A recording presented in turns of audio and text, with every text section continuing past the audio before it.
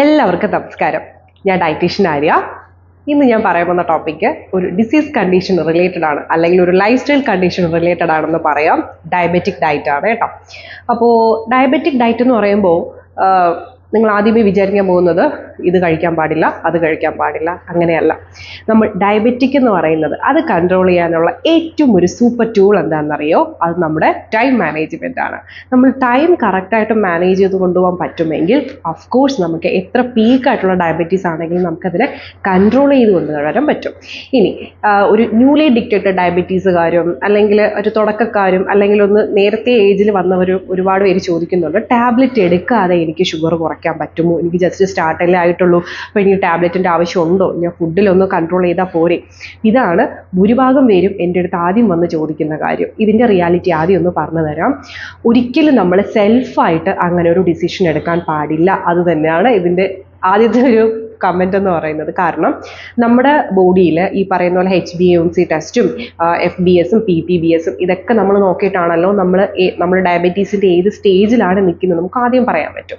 So ആദ്യം നമ്മൾ ചെയ്യേണ്ടത് ഒരു ഡയബറ്റോളജിസ്റ്റിനെയോ ഒരു ഡയറ്റീഷ്യനെയോ ആരെങ്കിലും നിങ്ങളൊരു പ്രൊഫഷണലിനെ നിങ്ങൾ എന്ത് ചെയ്യുക, ആദ്യം ഒന്ന് കൺസൾട്ട് ചെയ്യാം. അപ്പോൾ അവർ നിങ്ങൾക്ക് സജസ്റ്റ് ചെയ്യും ഇതിന് ടാബ്ലറ്റ് എടുക്കേണ്ട ആവശ്യമുണ്ടോ, ടാബ്ലറ്റ് എടുക്കേണ്ട ആവശ്യമില്ല. കാര്യം നമ്മുടെ ഏജും നമ്മുടെ ഡയബറ്റീസും വെരി ഇമ്പോർട്ടൻ്റ് ആണ് കേട്ടോ. അപ്പോൾ ചിലപ്പോൾ ഈ പറഞ്ഞ പോലെ നമ്മൾ കുറച്ച് ഏർലി സ്റ്റേജിലാണ് അല്ലെങ്കിൽ ഏർലി ഏജിലാണ് നമ്മളിത് കണ്ടുപിടിക്കുന്നതെങ്കിൽ ചിലപ്പോൾ ടാബ്ലറ്റിൻ്റെ ആവശ്യം ഉണ്ടാവില്ല. ഇപ്പോൾ ഡോക്ടേഴ്സ് സജസ്റ്റ് ചെയ്യും ചിലപ്പോൾ ഒരു 3 month നിങ്ങളൊന്ന് ഡയറ്റ് എടുത്ത് നോക്കൂ. ചിലപ്പോൾ വെയിറ്റ് ഉള്ള ആളാണെങ്കിൽ നിങ്ങൾ വെയിറ്റ് ലോസ് ഒന്നുകൂടി ചെയ്ത് നോക്കൂ. അപ്പോൾ നമുക്ക് ഓക്കെ ആണെങ്കിൽ പിന്നെ നമുക്ക് ടാബ്ലറ്റ് വേണ്ട.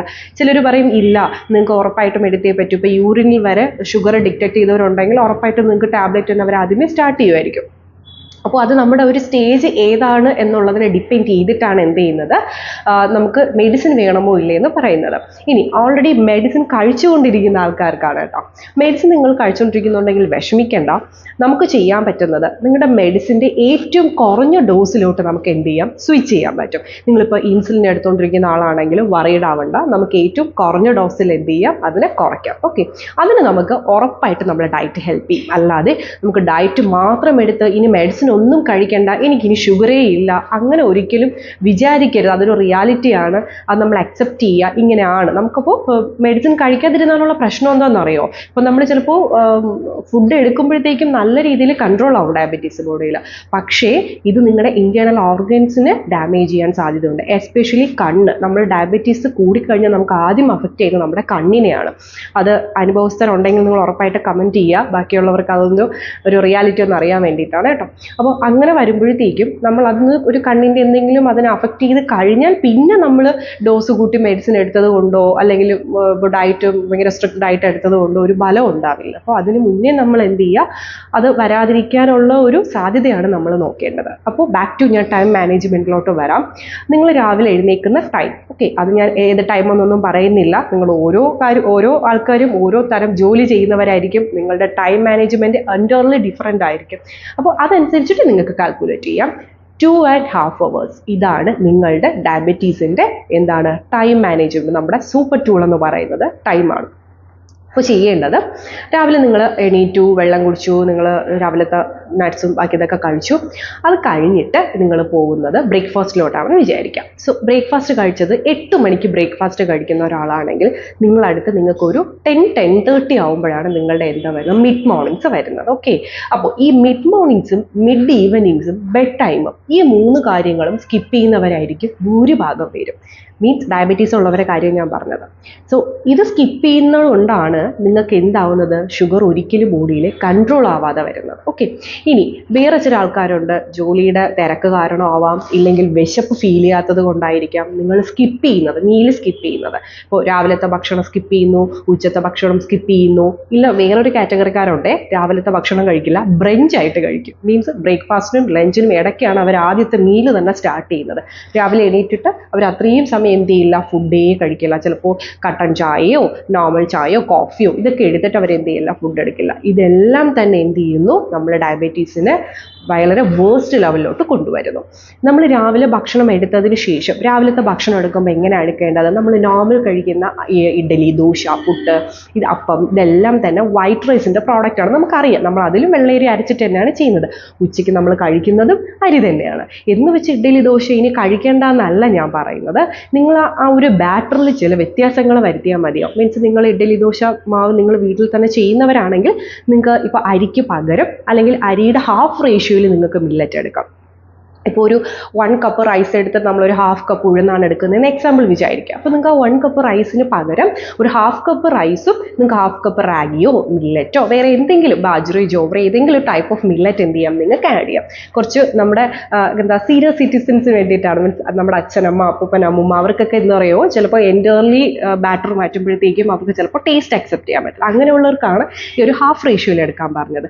ഇല്ല ഇപ്പോൾ ന്യൂലി ഡിറ്റക്റ്റഡ് ആണ്, നമുക്ക് എന്ത് ചെയ്താലും കുഴപ്പമൊന്നുമില്ല, കുറച്ച് ടേസ്റ്റ് സാക്രിഫൈസ് ചെയ്യാൻ റെഡിയാണ്, എൻ്റെ ഷുഗർ ഒന്ന് കൺട്രോൾ ചെയ്താൽ മതി എന്നാണ് നിങ്ങളുടെ ഒരു ഇതെങ്കിൽ ചെയ്യേണ്ടത്. എന്ത് ചെയ്യാം, ഈ റൈസിനെ, വൈറ്റ് റൈസിനെ കംപ്ലീറ്റ് ആയിട്ട് നിങ്ങൾ മാറ്റിയതിന് ശേഷം മില്ലറ്റ്സ് തന്നെ ഫില്ല് ചെയ്യുക. ലൈക്ക് ഓക്കെ, ഇപ്പോൾ ബാജ്റ, ജോവർ, റാഗി ഇതെല്ലാം കൂടെ മിക്സ് ചെയ്തിട്ട് എന്ത് ചെയ്യുക, ആ റൈസിന് റേഷ്യോയിൽ എടുത്തിട്ട് ബാക്കി നമ്മൾ നോർമൽ ഉഴുന്നെടുക്കാം, ഗ്രീൻ ഗ്രാം ചെറുപയർ എടുക്കാം, പിന്നെ നമ്മുടെ പയറുവർഗ്ഗങ്ങളുണ്ടല്ലോ, സോയാബീൻസ്, രാജ്മ, ചിക്കിയ, ഇതെല്ലാം തന്നെ 1-2 ടേബിൾ സ്പൂൺ വെച്ച് നിങ്ങൾക്ക് ആഡ് ചെയ്യാം. എന്നിട്ട് ഗ്രീൻ ചില്ലിയോ ജിഞ്ചറോ ഇതൊക്കെ നിങ്ങൾക്ക് വേണമെങ്കിൽ സ്പൈസിന് വേണ്ടിയിട്ട് എക്സ്ട്രാ വേണമെങ്കിൽ ആഡ് ചെയ്യാം, കറി ലീവ്സ് ആഡ് ചെയ്യാം. സോ ഇതൊക്കെ ഇട്ടിട്ട് നിങ്ങളൊരു ബാറ്റർ ഉണ്ടാക്കി വെച്ചിട്ട് അത് ഉപയോഗിച്ച് നിങ്ങൾ ഇഡ്ഡലി, ദോശ കഴിക്കാം. ഓക്കെ, സോ ഇതാണ് നമ്മുടെ രാവിലത്തെ ബ്രേക്ക്ഫാസ്റ്റിൽ നമുക്ക് വരുത്താൻ പറ്റുന്ന ചെറിയ ചെറിയ മാറ്റങ്ങൾ. അത് കഴിഞ്ഞിട്ട് മിഡ് മോർണിംഗ്സിൽ വരുമ്പോൾ ഈ പറഞ്ഞ നമ്മുടെ മുതിർന്നവർ ചെയ്യുന്ന വേറൊരു മിസ്റ്റേക്ക്, രാവിലെ കഴിച്ചതിൻ്റെ ഒരു പോർഷൻ തന്നെ എന്ത് ചെയ്യും, ഒരു 10-3 എടുത്ത് വെച്ച് കഴിക്കും. ഓക്കെ, എനിക്ക് ലാസ്റ്റ് ഒരു അമ്മ എന്നെ കൺസൾട്ട് ചെയ്യാൻ വന്നിട്ടുണ്ടായിരുന്നു. അപ്പോൾ അമ്മയ്ക്ക് ഭയങ്കര ഷുഗർ ഭയങ്കര കൂടുതലായിട്ടോ, HbA1c 10 ഒക്കെ ഉണ്ട്, ഒട്ടും കൺട്രോൾഡ് അല്ല. അപ്പോൾ ചോദിക്കുന്നത് ടൈം മാനേജ്മെൻറ്റ് ഓക്കെയാണ്, പക്ഷെ കഴിക്കുന്നത് രാവിലത്തെ ടിഫിൻ തന്നെ റിപ്പീറ്റ് ചെയ്തിട്ടാണ് എന്ത് ചെയ്യുന്നത്, ഇടസമയത്ത് കഴിക്കുന്നത്. അതും തെറ്റാണ്.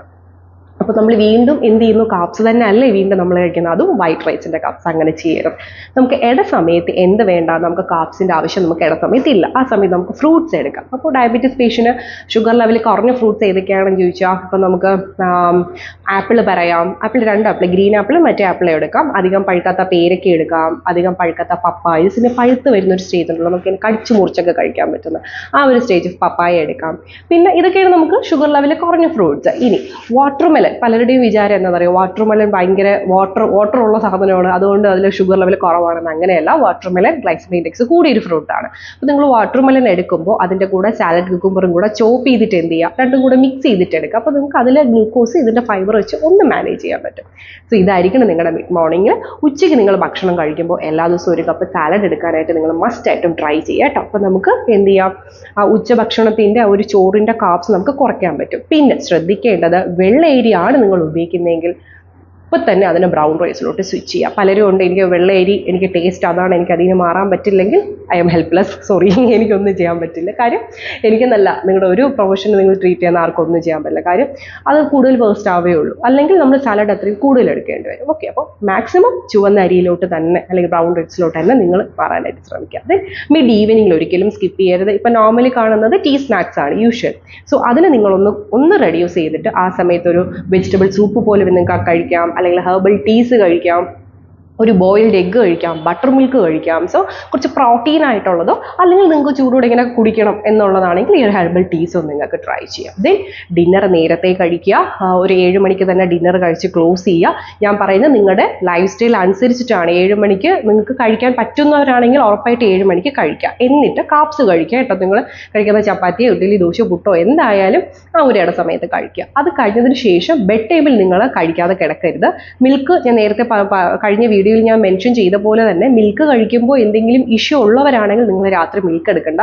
നിങ്ങൾക്ക് തൈരോ മോരോ ആയിട്ടോ എടുക്കാം. തൈര് മോരോ എടുക്കുമ്പോൾ രാത്രി തുമ്മലോ ജലദോഷമോ അങ്ങനത്തെ ഇഷ്യൂസ് വരുന്നവരാണെങ്കിൽ, ഹെഡേക്ക് ഒക്കെ വരുന്നവരാണെങ്കിൽ നിങ്ങൾക്ക് അത് സ്കിപ്പ് ചെയ്തിട്ട് ഒരു 2-3 ബദാമോ 2-3 കാഷ്നട്ടോ കഴിച്ചിട്ട് കിടക്കാം കേട്ടോ. അല്ലെങ്കിൽ രാവിലെ കഴിക്കുമ്പോൾ നിങ്ങൾക്ക് ചിലപ്പോൾ പെട്ടെന്ന് ഷുഗർ കുറഞ്ഞു പോകാനൊക്കെ സാധ്യത വരും.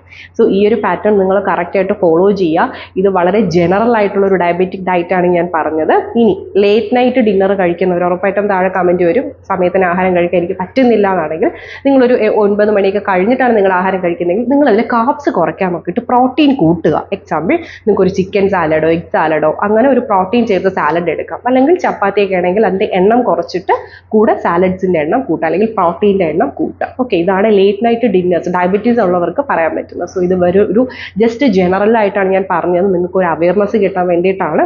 അപ്പോൾ ഇത് വെച്ച് നിങ്ങൾക്ക് സെൽഫായിട്ട് എടുക്കാൻ പ്രശ്നമൊന്നുമില്ല. പക്ഷേ ഇതിൽ ഈ ഫ്രൂട്ട്സിൻ്റെ ക്വാണ്ടിറ്റിയും അളവും ഇതിൻ്റെ ഓരോ ഗ്രാംസും എല്ലാം ഓരോ ഇൻഡിവിജ്വൽ അനുസരിച്ച് ഡിഫറെൻ്റ് ആയിട്ടിരിക്കും. അപ്പോൾ നിങ്ങൾക്ക് അത് മീൻസ് നിങ്ങൾക്ക് ഇൻഡിവിജ്വലൈസ് ചെയ്തിട്ട് ഒരു ഡയബറ്റിക് പ്ലാൻ എടുത്ത് അങ്ങനെ കുറയ്ക്കണമെന്നുണ്ടെങ്കിൽ ഉറപ്പായിട്ടും നിങ്ങൾക്ക് എന്നെ കൺസൾട്ട് ചെയ്യാം. നിങ്ങൾക്ക് ഇതിൽ കമൻറ്റ് ഇടാം, ഞാനിതിൽ എൻ്റെ ഫോൺ നമ്പർ മെൻഷൻ ചെയ്തിട്ടുണ്ട്. അപ്പോൾ നിങ്ങൾക്ക് ഡയറക്റ്റ് വേണമെങ്കിൽ വാട്സപ്പ് ചെയ്യാം, അല്ലെങ്കിൽ ഇൻസ്റ്റയിൽ നിങ്ങൾക്ക് DM ചെയ്യാം.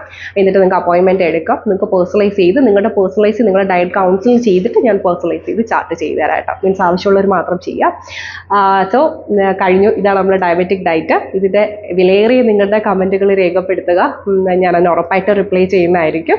സോ വീഡിയോ ഇഷ്ടമായെങ്കിൽ നിങ്ങൾ സബ്സ്ക്രൈബ് ചെയ്യുക, ചെയ്യാത്തവരാണെങ്കിൽ ഫ്രണ്ട്സിനും ഫാമിലിക്കും എല്ലാം ഷെയർ ചെയ്ത് തന്നെ സപ്പോർട്ട് ചെയ്യുക. Okay, thank you.